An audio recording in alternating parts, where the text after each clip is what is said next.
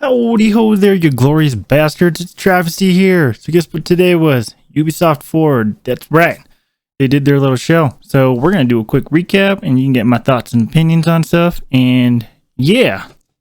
And then just a quick plug for me. For those of you that are interested, I also do stream on Twitch. You can catch me there Tuesdays, Thursdays, Friday, and Saturday at around the 5:30 to 6 time frame. Come join in on the shenanigans. Come hang out. Have some fun if you're not doing anything. Link in the description down below. So yeah, now let's just get right into the video, yeah?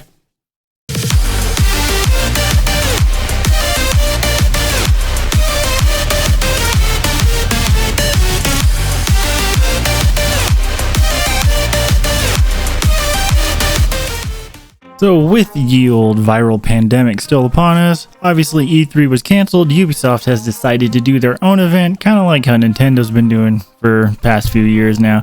It's just sort of a little online broadcast type thing. Ubisoft did open up the show with the footage of the new Watch Dogs Legion. I will be honest, I never even played Watch Dogs 2, to be perfectly truthful. I was pretty salty over the first one still. So when number 2 was announced, I never paid attention to it, never bought it, but supposedly I am supposed to get it for free now from watching the broadcast. So I'll give it an honest shot and then we'll see how it goes. Now obviously the cinematic trailer for it was beautiful. It looked amazing, but that's just a cinematic. Cinematics usually always tend to look really good. However, the gameplay they did show also looked pretty good, to be honest. Then again, I'm being maybe still salty and bitter, but the gameplay did look really good for the first one as well. But I think Ubisoft definitely learned their lesson from that. They definitely got torn a new one from that whole fiasco. From what I can see from the trailer, basically terrorist attacks are happening in London, and then this private military corps comes down or comes in to save the day to lock the city down, basically.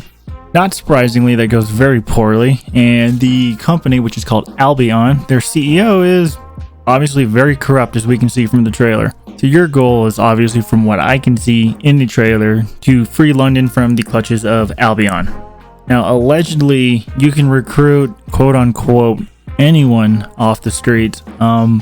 We'll see about that. That's a really, really ambitious idea, to be honest, but they did say anyone off the streets in their broadcast. Different recruits, depending on who you decide to recruit, will have different abilities. It showed off like a construction worker, there's one chick who's a drone specialist, even an old lady off the side of the street. So if you want to kick some ass with Obachan, you're more than welcome to. That opens up to a lot of different playstyles and a lot of variety in the game. So hypothetically, if they manage to pull this off correctly and it's done properly, this is going to be amazing. Straight up. Hopefully more information pops up in the future. We just got a real quick look into it today. So next up, they showed Brawlhalla, and I actually completely forgot that was a game. Not gonna lie, I didn't even remember anything about it until they mentioned it. But apparently Brawlhalla is coming to mobile, so for all you mobile gamers out there, there's something for you on the horizon. And it will be crossplay across all platforms. Now the game looks and it played simple enough that I think that should perform decently well on a cell phone. I just don't know if they're going to run into balancing and latency issues, but that's not my job, to be perfectly honest. So more power to them. Hopefully it works out well. All you mobile gamers, like I said, you got quite a few things, because segueing into the next one, Tom Clancy's Elite Squad was also announced in the broadcast. And in the trailer, you see like Caveira and some other siege operators. Basically, it didn't really show any of the like gameplay of it, so to speak, but you're getting a mobile Tom Clancy game. Now, for me, that's kind of meh, personally, because I don't really care about mobile games. It's just not me. I tend to be a homebody, even without this whole pandemic going on, so I never really have time, or not have time. I just choose not to play mobile games because I have everything else in my house at my disposal, so it just doesn't seem like a good use of time for me. But for those of you that are out and about and have busier schedules than I that require you to go outside, there you go. You got 2 games coming up for you from Ubisoft to help you burn some time there on the outside world. Rainbow Six Siege did pop into this broadcast as well. Just kind of a nice touchy-feely message to the community from the developers. It shows effort, I will say that. I don't usually believe what comes out of the average corporation's mouth, because time and time again we've usually seen it's profit over people. But, but they took the time to have the dev team actually do the message. So I'm sure the dev team is much more grateful to the community on a way different level than Ubisoft like corporate is, if that makes sense. So, I think it's good. Nice little bit of customer appreciation. Nothing wrong with that, obviously. Now moving on to some of the real big players, Hyperscape also is in this broadcast. They gave a little bit of a lore explanation, which I kind of like. Solves a mystery on like how the map, the collapsing buildings, and like the respawn mechanics, how they actually work, which is a cool little touch. At least as far as I know, most BRs don't really explain their mechanics, like why there's a big circle closing you in, other than we just know it's to force combat. So now everyone's just hiding off on the edge and you have to go searching. Now, according to the Ubisoft Forward broadcast, the open beta launches officially today on PC. No word yet for console, unfortunately, so all you Xbox and PlayStation guys still might have to wait just a wee bit. But they did show off some new weapons, cosmetics, and hacks that weren't in the technical test. So they're still adding stuff into it. I like that. That's good. The open beta launches with a free 30-level battle pass. Free. Free. And that I actually really applaud Ubisoft for, because I've seen way too many companies turn betas into cash grabs for what's essentially a broken and unfinished game.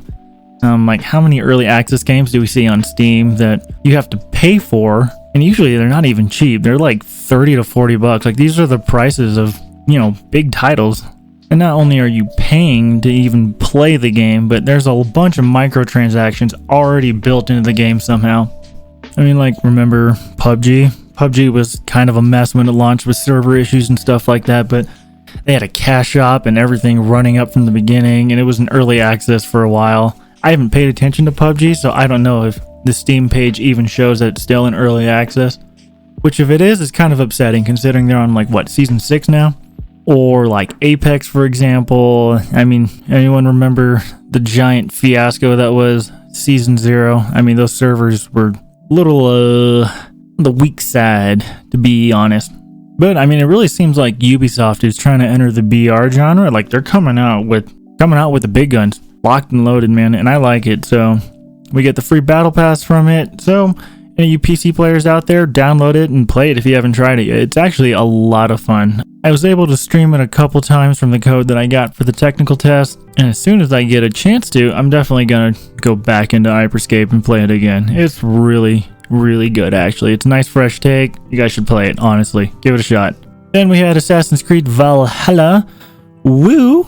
This takes place, obviously, in real early England/Scandinavia history if there's Vikings in it. But the trailers looked really nice, and they actually did show quite a fair bit of gameplay for it, and it looks really, really good. I'm not gonna lie. Some of the gameplay mechanics have been updated. They're, doing siege battles now, these really big siege battles.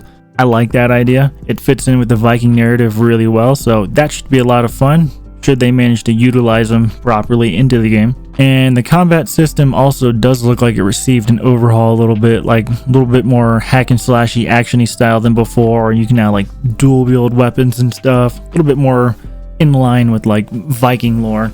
I did notice though, because I watched the broadcast on Twitch, there was a lot of hate I was seeing in there for the Twitch chat about the updated combat style. I'm not really sure why. I think it's a really good change. Fits in with, at the very least, this entry into the series.